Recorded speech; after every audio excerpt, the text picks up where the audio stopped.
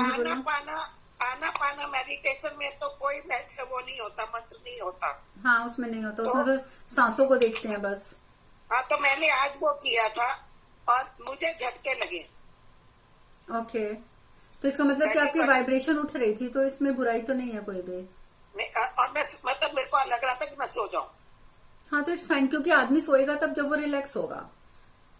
अगर आपको कोई अच्छा। मैं बोलूं कि आज जाओ कांटों के बिस्तर के ऊपर मैं बिठा दूं, तो आप सो नहीं सकते। यही मैं आपके बिस्तर के ऊपर फूल बिछा दूं, नरम नरम गद्दा बिछा दूं, मैं बोलूं आप सो जाओ, तो आपको बड़ी फर्स्ट क्लास नींद आएगी, होगा ना यही। जैसे मैं तो जैसे मंत्र मैंने जाप से आपका भी यही कल होता किया, है। कल, कल मैंने आपको बोला ना कि रम और यम दोनों के बीच में मैं सो गई हुई थी, मुझे नहीं पता जब क्या भी, हुआ। हाँ नहीं, आपका माइंड रिलैक्स होगा तो आपको नींद आएगी आएगी। It's not a bad thing, it's good कि आप इस समय रिलैक्सेशन में थी, इसमें कोई बुराई नहीं है। और उस टाइम पे अगर जो आपकी 2 मिनट की नींद भी होगी ना, वो भी आपकी समझो कि 2 घंटे के बराबर होगी। हाँ जी, अब आप बोलिए क्या क्या पूछ रहे थे।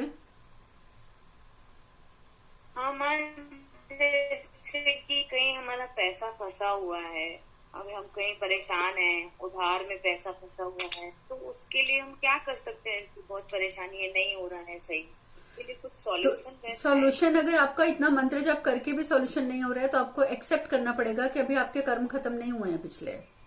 हमारा पैसा अगर कहीं जाके फंसता है, हम कहीं उधार में आ जाते हैं, या हम किसी को पैसा देते हैं और वो हमें पैसा वापस नहीं करता, या हमें कहीं से उधार लेना पड़ जाता है, ऐसी सिचुएशन आ जाती है, तो ये सब हमारे अपने कर्मों से हो रहा है। अगर आप सोचो कि मंत्र करने से चमत्कार हो जाएगा और आपकी वो चीज हो जाएगी, वो नहीं होगा।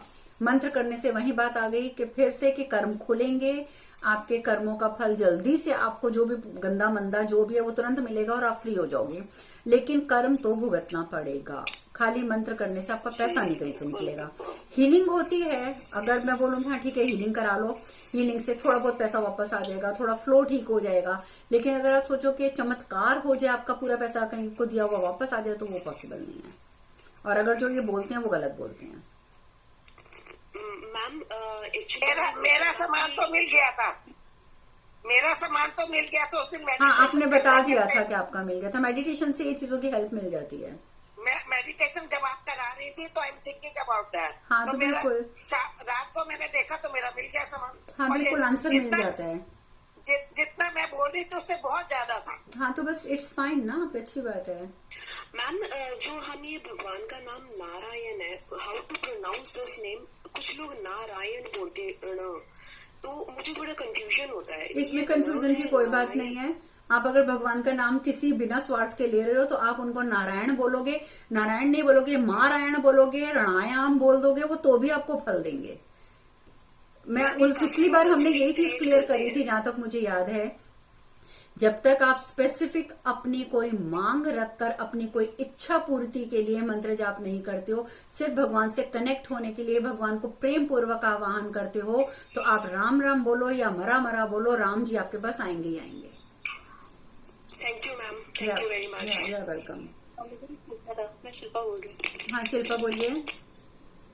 गुरु, अगर किसी को जैसे बेबी कंसीव हो जाता है बाई चांस 1 मंथ, या अगर तो उस बीच हम मंत्र कर सकते हैं या फिर नहीं कर सकते? मंत्र जाप आप जितना ज्यादा करोगे ड्यूरिंग प्रेगनेंसी, आप प्रेगनेंसी की बात कर रहे हैं ना, चल रही है, फिर उस बीच उसमें तो आप जितना ज्यादा जाप करोगे उतना ज्यादा आपको फायदा है। तो उस बीच में कौन सा मंत्र बेस्ट रहेगा? वैसे तो मेरे ख्याल से हरिवंश हरिवंश पुराण कहा जाता है, प्रेगनेंसी के टाइम पे वही पढ़ा जाता है।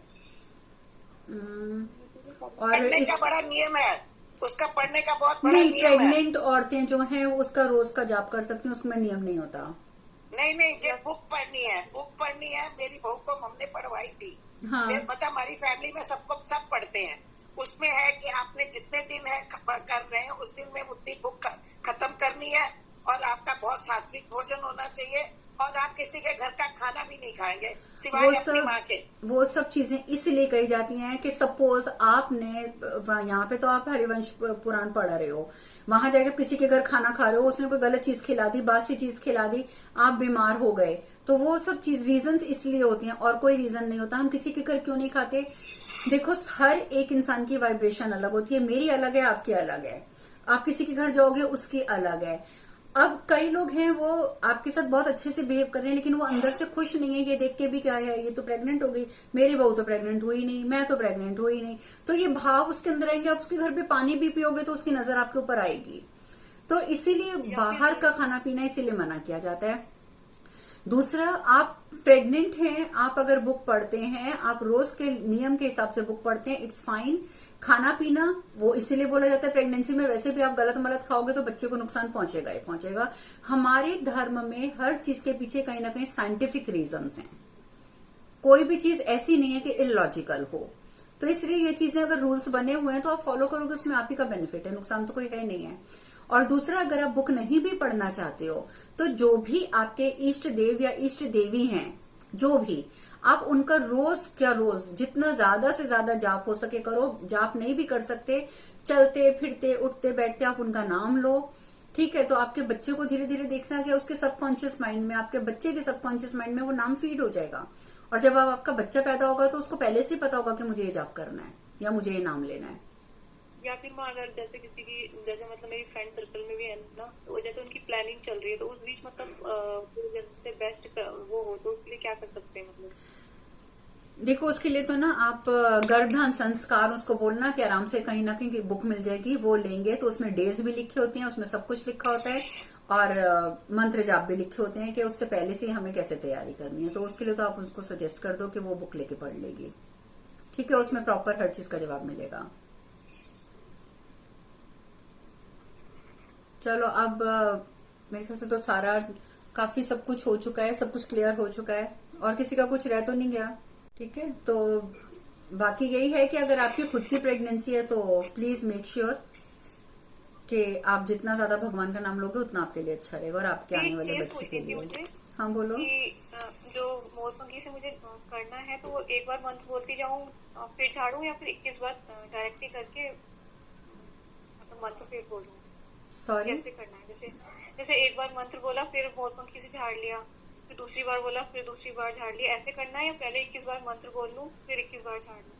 नहीं, 21 बार झाड़ने की जरूरत नहीं होती है। जैसे सपोज आपने 21 बार मंत्र पढ़ लिया तो 3 बार 11, 7 बार 11 बार जब झाड़ लो, या 21 बार आपकी इच्छा है आप 21 बार भी झाड़ सकते हो, वो एक साथ कर लो तब भी कोई फर्क नहीं पड़ेगा।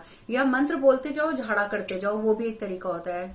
वो आपको हर चीज का बेनिफिट मिलेगा, उसमें कोई नुकसान नहीं है। कंटिन्यूअसली मंत्र बोलते बोलते भी मतलब झाड़ा करते। Definitely you can do that, ठीक है।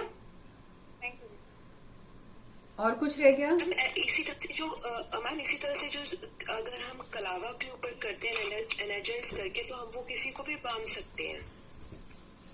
अगर आप में प्योरिटी है, अगर आप किसी के लिए भी बुरी भावना मन में नहीं रखते हैं, तो नेचुरली आप किसी को कुछ भी सिर्फ इतना बोल के कि हे भगवान इसकी रक्षा करना, फूंक मार के अगले बंदे के हाथ में कलावा बांधो, वो तो भी उसको फायदा दे देगा। बट मेक श्योर कि आपकी इंटेंशन क्लियर होनी चाहिए, आपका रोज का बिहेवियर क्लियर होना चाहिए, प्योर होना चाहिए, ठीक है। अर्चना, मैं जो प्रेग्नेंट है उनको एक बात बोलना चाहती हूँ, क्योंकि मैंने अपने बच्चों के टाइम भी किया है, मैंने अपनी बहू को, मैं और लोगों को भी बताती हूँ। वो है वो रामायण में कौशल्याधारी, वो एक करके लाइन आती है, वो ये कहोगे तो मैं ग्रुप में वो फोटो खींच के डाल दूंगी। वो मतलब पूरा एक पेज है, उसको पढ़े, उससे मतलब जब वो पेट में भगवान जी आ जाते हैं या भगवान जी के वो देख के वो कौशल्या जी वो जाप करती है। वो तो है, वैसे तो हमारा हिंदू धर्म में मान्यता है कि जब भी कोई इंसान प्रेग्नेंट होता है तो वो और कुछ जाप करे ना करे, रामायण का पाठ तो उसे रोज करना ही चाहिए। हाँ, यही मैंने किया हुआ है। पर उसके बाद मैंने वो मतलब आज से 50 साल पहले की कल्याण में वो निकला था, तो वो मेरी नंद की सास ने मेरे को बोला था कि ये जाप करो, ये मतलब ये पढ़ा करो। बिल्कुल, अगर आप पूरी रामायण रोज पूरी रामायण मीन्स कि अगर आप प्रेगनेंसी के लिए रामायण शुरू कर लेते हैं, रोज 2-2 पेजेस भी पढ़ते हैं, 4-4 पेजेस भी पढ़ते हैं, तो वो भी अच्छा है रामायण का। तो अगर आप पूरा पाठ करते हो तो बहुत बढ़िया है, जल्दी जल्दी कर लेते हो आप, 9 दिन में या 1 महीने में या 2 महीने में खत्म कर लेते हो, उसको फिर शुरू कर लो। रामायण से उत्तम तो कुछ है ही नहीं है प्रेगनेंसी के टाइम पे। गुरु मैं प्रेग्नेंट, मेरी सिस्टर है ना वो प्रेग्नेंट है, तो उसको थोड़ा सा प्रॉब्लम आ रहा है मतलब ना। नहीं, देखो, अगर फिजिकल कॉम्प्लिकेशन है, प्रेगनेंसी हो चुकी है, तो फिर तो डॉक्टर की कंसल्टेशन से ही चलो तो वो ज्यादा अच्छा है। बाकी उसको बोलो कि धीरे धीरे प्राणायाम रोज करते रहे। प्राणायाम जो इंसान करता रहता है उसकी प्रेगनेंसी में कभी प्रॉब्लम आती नहीं है। बॉडी में जब तक पूरा ऑक्सीजन आपका नहीं जाएगा तब तक ये प्रॉब्लम्स आती हैं। रामायण का पाठ सबसे बढ़िया है। Ramayana is best, very true. आप उसको बोलो, कौशल्या जी जाप कर रही है, वो कौशल्याधारी कुछ ऐसे करके है, वो एक पेज है, वो रोज पढ़े। वो जो बच्चा होगा वो बहुत अच्छा होगा। वो भी होगा। और वैसे भी मैंने कह दिया ना, रामायण तो आप पूरी पढ़ो, खत्म हो जाए फिर शुरू कर दो, फिर खत्म हो जाए फिर शुरू कर दो। पूरी प्रेगनेंसी करनी चाहिए रामायण। अर्चना, मैंने यही किया हुआ अपने दोनों बच्चों के टाइम पर। अच्छा होता है, ये करना चाहिए। बच्चे गीता का पाठ भी कर सकती है। क्या चीज? गीता गीता भी आप पढ़ सकते हैं, लेकिन बेसिकली जब बच्चा जब होने वाला होता है तो रामायण पढ़ी जाती है, क्योंकि हर इंसान चाहता है कि उसका बेटा राम जैसा हो। प्रणाम गुरुमा। हाँ जी। अपना जी स्पेशल जानिए। सॉरी, आपकी वॉइस क्रैक हो रही है क्या? हाँ, वॉइस नहीं आ रही है आपकी, बोलिए। आपका जीवन का उद्देश्य कैसे जानिए sir? I am so sorry, I can't here you. आपकी वॉइस। जीवन का उद्देश्य कैसे जाने? अपने जीवन का आप उद्देश्य कैसे जानेंगे? देखो, अपना लक्ष्य, हर एक आत्मा जो होती है जब भी वो जन्म लेती है, शरीर धारण करती है, वो अपना कोई ना कोई लेसन लर्न करने के लिए लक्ष्य लेकर ही धारण करती है। अब वो लक्ष्य कोई किसी को बता नहीं सकता है। और लक्ष्य आपका क्या है, वो जितना ज्यादा आप मेडिटेट करेंगे, आपका लक्ष्य खुद ब खुद आपके सामने आ जाएगा। मेडिटेशन आप किसी भी वे में करें, आप चाहे आनापाना करें, मतलब चाहे आप सिर्फ सांसों को देखें, चाहे आप मंत्र जाप की मेडिटेशन करें, चाहे आप किसी भी तरीके की मेडिटेशन, मीन्स मेडिटेशन, आप अपनी एक इंटेंशन पुट करके, I want to know the aim of my life, कि मेरे को अपने जीवन का लक्ष्य प्राप्त करने के लिए, लक्ष्य पता करने के लिए मैं ये कर रहा हूं या कर रही हूं। आप थोड़े दिन मेडिटेट कीजिए इस वर्ड के ऊपर, देखिए आपके सामने कैसे खुद ब खुद आ जाएगा कि आप क्या करने के लिए आए हैं इस धरती पर। आपके सामने खुद ही आ जाएगा। ओके मैम, धन्यवाद। ठीक है, ओके, ठीक है। Okay, thank you. चलो, अभी ये कभी भी डिस्कनेक्ट हो जाएगा। I think only 5 minutes left. तो अगर कोई स्पेसिफिक क्वेश्चन किसी का रह गया तो आप पूछ लो, अदरवाइज फिर हम नेक्स्ट वीक बात करेंगे,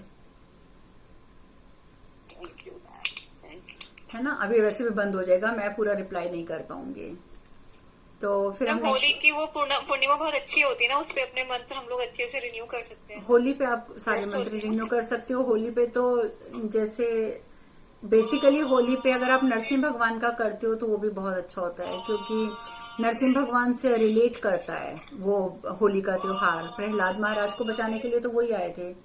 तो होली पे अगर आप रक्षा मंत्र के रूप में नरसिंह कवच या कुछ कर लेते हो तो वो भी अच्छा है। वैसे तो कोई भी कवच आप कर लेते हो, कवच सारे बहुत इफेक्टिव होते हैं उस टाइम पे करने। मैम एक देखिए, राम रक्षा स्तोत्र अगर नवरात्रों में हम डेली 11 बार करें तो क्या वो सिद्ध हो जाता है? 9 दिन, मतलब हर दिन 11-11। देखो, सिद्धि बार बार फिर वहीं घूम फिर के बात आ गई ना कि it depends upon your purity. अच्छा, है ना। तो नवरात्रों में दिन बहुत अच्छा है। जो चीज आपकी 10,000 में सिद्ध होनी है वो हो सकता है 1000 में सिद्ध हो जाए, लेकिन आप उस समय खुद कितने शुद्ध हैं, पहले ये चीज बहुत मैटर करेगी। दीदी, ये चीज आपने बिल्कुल सही की, क्योंकि हम लोग खाने पीने में प्योरिटी रखते हैं, लेकिन कभी कभी दिमाग में चीजें चल रही होती है, उसका ध्यान शायद इतना वो नहीं हो पाता, नहीं हो पाता ना, वही बात होती है। हाँ। मेरे गुरु तो ये कहते हैं आपने एक बार अपने मन में गुस्से की भावना लेके आए तो सोचो कि सारा दिन की पूजा आपकी खत्म वहीं पे। एक भावना लाने से, अभी तो अब हमने कंट्रोल कर लिया, हमने किसी को कुछ बोला भी नहीं, लेकिन भावना तो आई ना, उससे भी इतना नुकसान हो जाता है। दीदी, वही अवेयर रहना शुरू किया है कि दिन में ना गुस्सा करना है, ना किसी चीज को लेके कंप्लेन करनी है। अवेयरनेस रखने की कोशिश करनी है। जितना अपने अंदर एक्सेप्टेंस की भावना रखते जाओगे, स्वीकार्य की भावना जितनी अपने अंदर स्ट्रॉन्ग करते जाओगे, गुस्सा ऑटोमेटिकली कम हो जाएगा। आपको पता होना चाहिए सामने वाला बंदा एक अलग सोल है, आप अलग हो, आपका तरीका अलग है, उसका तरीका अलग है। हो सकता है एक चीज जो आपके लिए जेन्युइन है वो उसके लिए नहीं है, हर एक के विचार अलग हैं। तो गुस्सा मत करो, हमेशा सोचो कि वो उसकी सोच है, उसको आप बदल नहीं सकते, उसके अपने कर्म है। वो अच्छा कर रहा है तो भी अपना कर्म सुधार रहा है, बुरा कर रहा है तो अपना कर्म बिगाड़ रहा है, तो वो उसकी लाइफ है, लेट इट बी। अपने कंप्यूटर के ऊपर भी ऑफिस में थैंकफुल, ग्रेटफुल और ब्लेस्ड लिख कर रखा हुआ है कि जब भी मेरी नजर आती, जितनी बार दिन में मैं जब वही हम देखती हूँ। बार बार मैं एक चीज बता चुकी हूँ, मैं फिर बता देती हूँ, अब जो एक आध मिनट रह गया है, कि थैंकफुल होना बहुत जरूरी है। एक रूटीन बना लो कि 10 लोगों को 10 चीजों को आपने रोज थैंक यू बोलना है और उनकी तारीफ करनी है। चाहे वो आपका टेबल चेयर है जिस पर बैठ के आप काम कर रहे हो, चाहे वो आपका कंप्यूटर है जिस पर बैठ के आप अपनी अर्निंग कर रहे हो। लिविंग नॉन लिविंग कोई भी चीज है, सबको थैंक यू बोलती हूँ। बिल्कुल 10 लोगों की तो 10 चीजों की तो रूटीन बना लो कि 10 लोगों की तारीफ करनी है और 10 चीजों को धन्यवाद करना है। और लोगों में ये नहीं कि भगवान मुझे कभी कभी नहीं पसंद आती तो मैं उसको इग्नोर करती हूँ, उस पर कोई थॉट नहीं देती अपना कि नहीं ऐसे थॉट देने से नुकसान हो जाता है। बार फिर वहीं आ जाएगी ना, सोच कर सोचो, वही सोच कर सोचो। हाँ, तो ठीक है। बाकी ये जरूर करो कि 10 लोगों की तारीफ जरूर करो एक दिन में और 10 लोगों का धन्यवाद जरूर करो। और लिविंग नॉन लिविंग किसी का भी जो तारीफ करनी है वो लिविंग की करनी है, लेकिन धन्यवाद आप नॉन लिविंग थिंग का भी कर सकते हो। आप अपने कंप्यूटर का कर सकते हो, आप अपने टेबल चेयर का कर सकते हो, आप अपने किचन में गैस स्टोव का कर सकते हो कि मैं इस पे खाना बना के खाती हूँ, तो ये भी मैं इसके लिए भी मैं आभारी हूँ। मैं अपने बेड का भी करती हूँ। बेड का करना चाहिए क्योंकि उसी के ऊपर आपको रात को अच्छी नींद आती है।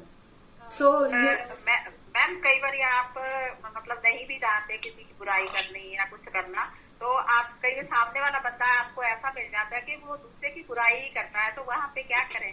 आप वहां से उठ जाओ। ये तो आपके ऊपर निर्भर करता है कि आप सुनते हो या नहीं सुनते। और रिश्ता ऐसा है कि आप वहां से उठ के नहीं रह सकते। जैसे मैं आप बोलो कि आपकी सास बैठ गई है, वो बुराई कर रही है, आप सुनना नहीं चाहते, सुन भी ली ना, यहाँ से सुन के यहाँ से निकालते जाओ। भगवान ने 2 कान इसी ले दिए हैं, यहाँ से डालते जाओ, यहाँ से निकालते जाओ, लेकिन उसके ऊपर मनन चिंतन मत करो। आपने अगर रिश्ते का लिहाज रखकर सुन भी लिया तो नो मनन चिंतन, नो थिंकिंग एनीथिंग। ओके, चलो now it's going to be disconnect. का क्या राज है? क्या ma'am you look always young, तो आपका इसका क्या राज है? मेडिटेशन। मेडिटेशन तो है ही है। किसी की बुराई करना छोड़ दो, किसी से ईर्ष्या करना छोड़ दो, किसी पे गुस्सा करना छोड़ दो, दैट्स इट। और लोगों की हेल्प करना शुरू कर। जितनी ज्यादा हेल्प करोगे उतनी ज्यादा आप अपने आप को हील करते जाओगे, अपने आप को ठीक करते जाओगे। ठीक है, जितना आप लोगों के बारे में हेल्प करोगे उनकी, उतना ज्यादा आपके ऊपर खुद के ऊपर असर आएगा। ये लेने देने का सिस्टम है। आप उन्हें देते जाओगे, वो चीज आपको रिटर्न में उससे कई गुना होके मिलती जाएगी। ये यूनिवर्स का एक रूल है। ठीक है, चलो now Hare Krishna, because it's almost turn, only 1 minute भी नहीं रह गया। ठीक है, okay, Hare Krishna to all, God bless you.